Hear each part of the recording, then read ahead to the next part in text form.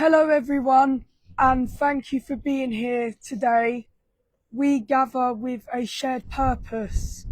We are here to highlight the catastrophic human rights violations that too often remain hidden behind hospital doors. Considering the multiple hospitals that have continued to mistreat patients from Winterbourne View 2011, Horton Hall 2019, Shrewsbury Court Independent Hospital in 2021, and the Bright Met Centre in 2023. To the recent revelations in 2056, after serious concerns were reported in the news and several police investigations began, we must ask ourselves, what have we honestly learned? In our society, people with learning disabilities, autistic people, and those with mental health conditions are being detained in institutions for months, years, and sometimes even decades, longer than necessary, even after medical professionals have concluded they are ready to leave.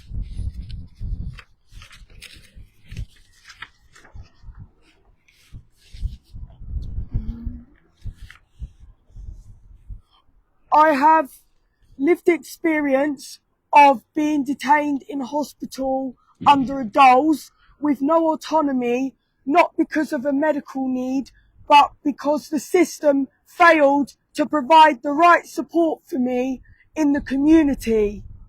Nurses told me I didn't need to be there, but my discharge was delayed for several months. During that time, I heard nothing about what was happening, and I began to forget who I was as a person. While held under a DOLS, mental health nurses attempted to forcefully inject medication into me after I asked to take it orally. NHS policy states it should be offered orally first. However, I was told that because I was under DOLS, they could override that.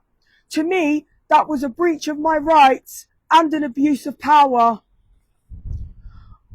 I wasn't treated as a person with individual needs. I was treated as a patient to be managed. I believe that with real personalised support, accessible housing, skilled community teams, and true co-production with people with lived experience, it is clear that people can thrive and live their best lives.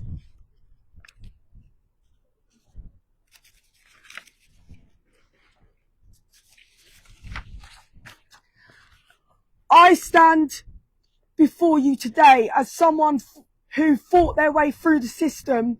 My strength of character could not be broken. I was fortunate to be supported by a provider of my choice who worked alongside me to co-design my support model around me and has remained committed to doing so.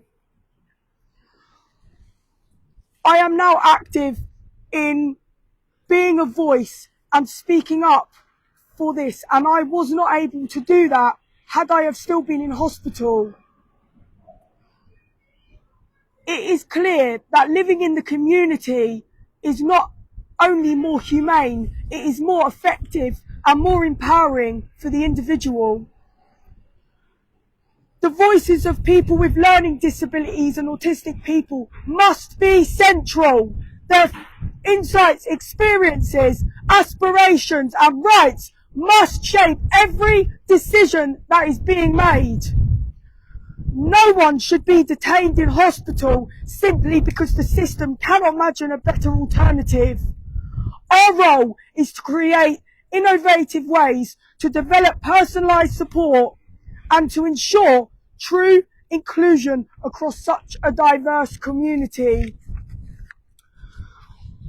When someone is held in hospital unnecessarily, their freedom is restricted, their voice is silenced, and their identity becomes lost in labels and assumptions. The longer people remain in these settings, the harder it becomes to regain who they are and reclaim their basic right to their lives. Human rights are not optional, they are fundamental, and they belong to all of us.